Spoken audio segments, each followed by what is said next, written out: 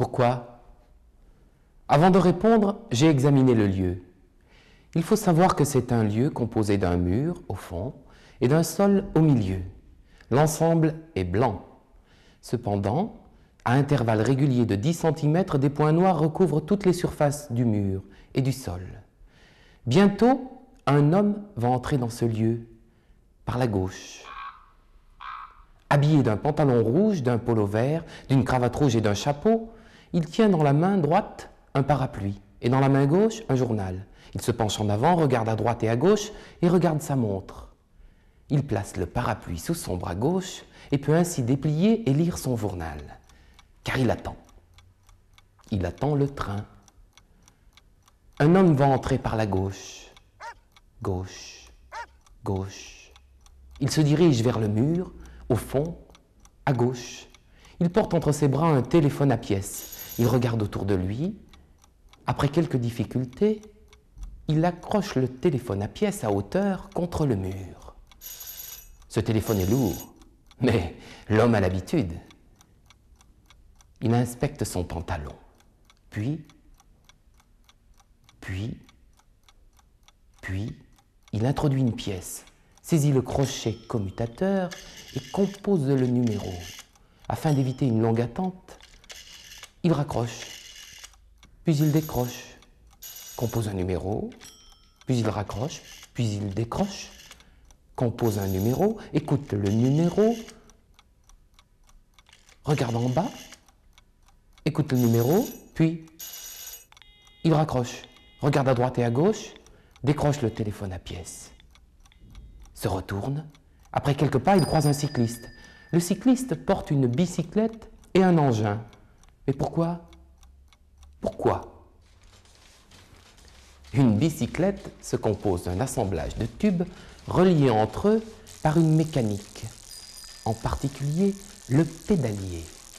Le pédalier est formé de 2 pédales sur lesquelles appuie le cycliste. Le mouvement entraîne une chaîne qui, engrainée à un plateau denté, fait tourner un pignon porté par l'axe de la roue arrière, motrice. La roue motrice repose sur 2 des rouleaux de l'engin que portait le cycliste en entrant.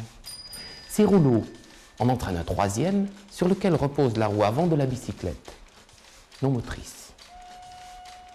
Ainsi, le mouvement de la roue arrière est transmis à celui de la roue avant et le cycliste peut parcourir des kilomètres sans avancer d'1 centimètre. Mais pourquoi? Une femme entre, elle marche et elle s'arrête. Elle tient un petit sac à main dans la main droite qu'elle ouvre. Elle inspecte son sac, referme son sac et regarde autour d'elle. Elle ouvre son sac, en sort un autre sac. Elle déplie le sac, le 2e sac, et puis elle se met dedans. Elle se met dedans avec le sac. Le sac duquel la femme a fait sortir précédemment le sac qui la renferme maintenant, c'est-à-dire le 1er sac. Je me demande si l'homme qui va entrer et se placer au fond à droite, je me demande s'il sait pourquoi et s'il a compris que...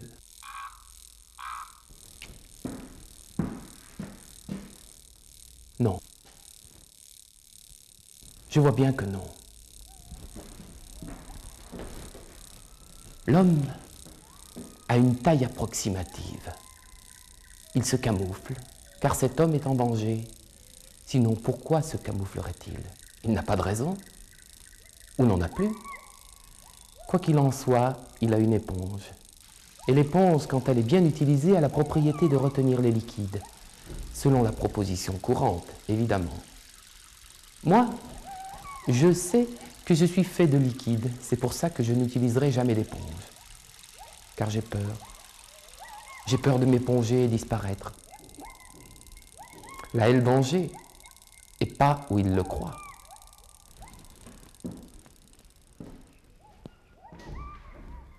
Oui, lui, oui.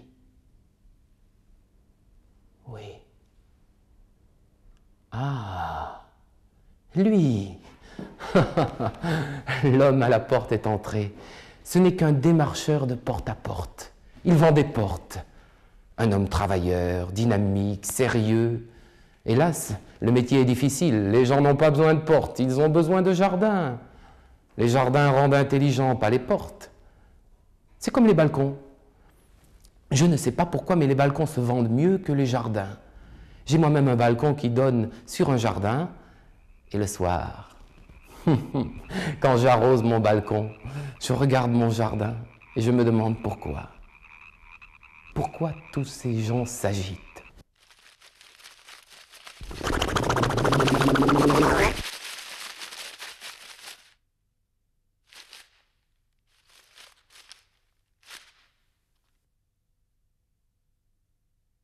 Pour rien. Personne. Non, personne ne peut me répondre. Et surtout pas la jeune fille qui entre en ce moment et qui chasse le papillon. Oui, elle chasse le papillon. Et pas n'importe quel papillon. Et pas n'importe quelle chasse. C'est la chasse à l'appât. Certains papillons se nourrissent exclusivement de danseuses en tutu. C'est une espèce de papillon très rare et par conséquent seul, comme moi. Je suis seul et rare, alors je me nourris d'oiseaux pour apprendre à siffler.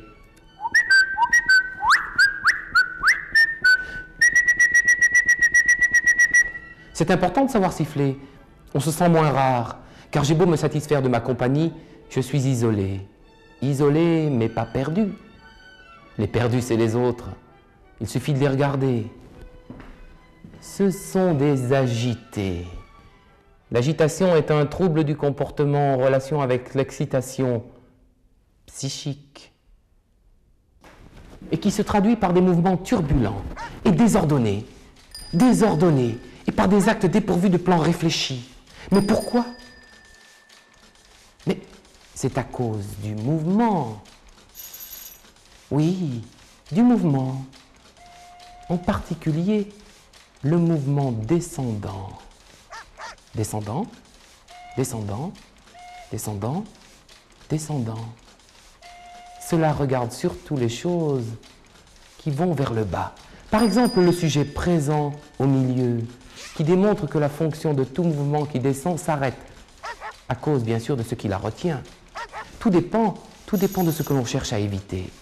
Moi, j'essaye d'éviter les désagréments. Par exemple, j'évite de marcher. Ainsi, j'économise mes forces et mon temps. Et donc, tout déplacement est inutile. Car tout déplacement est inutile. Ce qui est utile, c'est ce qui sert à quelque chose. Ce n'est pas rien. Et d'abord quoi? Ça n'a aucune importance. L'important, c'est de savoir pourquoi. Enfin, savoir si, après pourquoi, on rajoute quelque chose. Et si moi, j'arrive à m'ajouter à autre chose qu'à une question. C'est un monde, deux mondes, trois mondes, quatre mondes, cinq mondes, et plus rien que moi. Plus rien, ça fait 9. Une opération du type pourquoi pour rien du tout, j'égale à tout. Voilà pourquoi. Pourquoi? Avant de répondre, j'ai examiné ce lieu. Il faut savoir que c'est un lieu composé d'un mur au fond et d'un sol au milieu. L'ensemble est blanc. Cependant, à intervalles réguliers de 10 cm, des points noirs recouvrent toutes les surfaces du mur et du sol. Du mur et du sol.